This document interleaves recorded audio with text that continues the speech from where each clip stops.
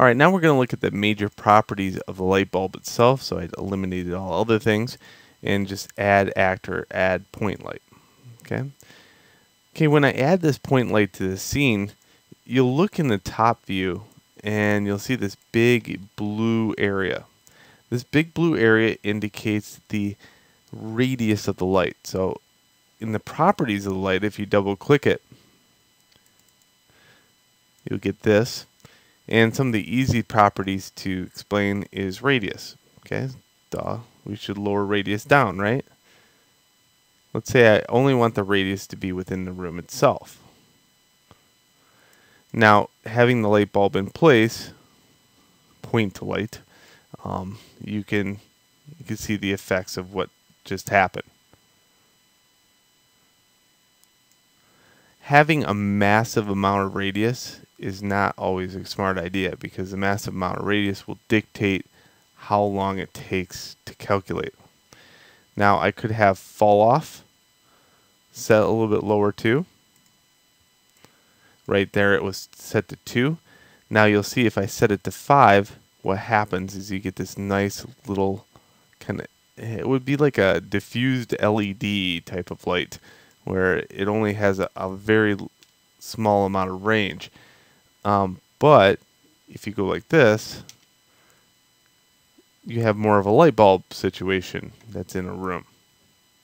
So having the fall off exponent set a little smaller is a smart idea.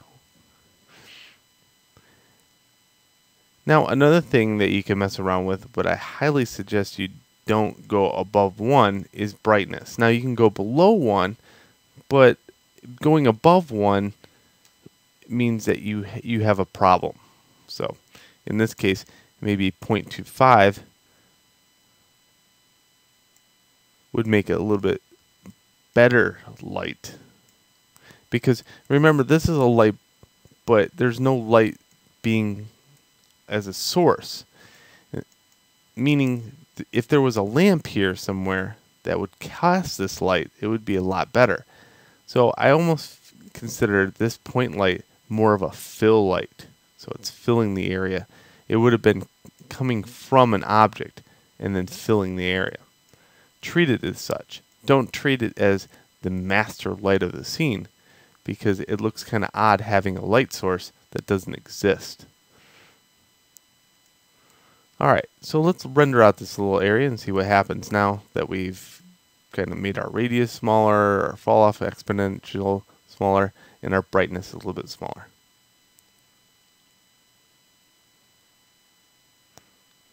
Okay, now we're looking at like 26 seconds to render.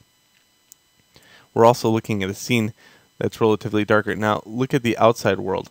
The outside world doesn't look affected at all by this new change because I've dictated light mass only be in this area. Alright, so it's relatively dark. And now let's look at that thing that we had earlier, the emissive lighting. So here's that hockey puck again. Maybe this puck light.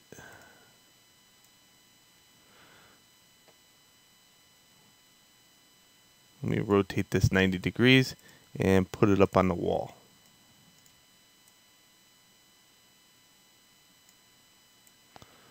Let's treat it as the light that's going to be in the scene.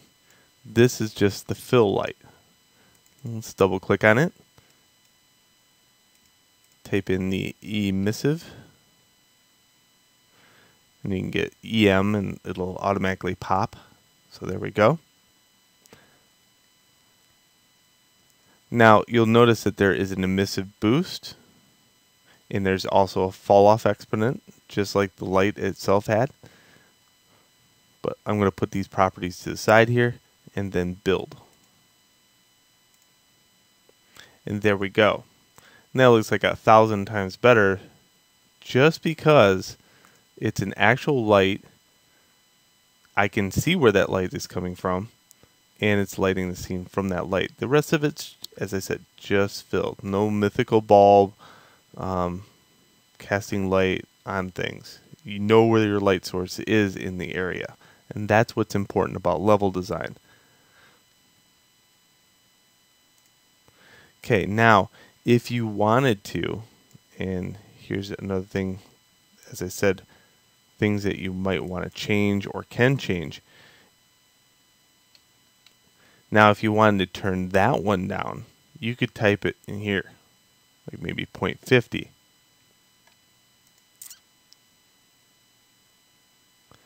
And then you can also limit the fall-off value. Or actually, you would make that higher, my bad. So let's have a 3 or a 4 in there.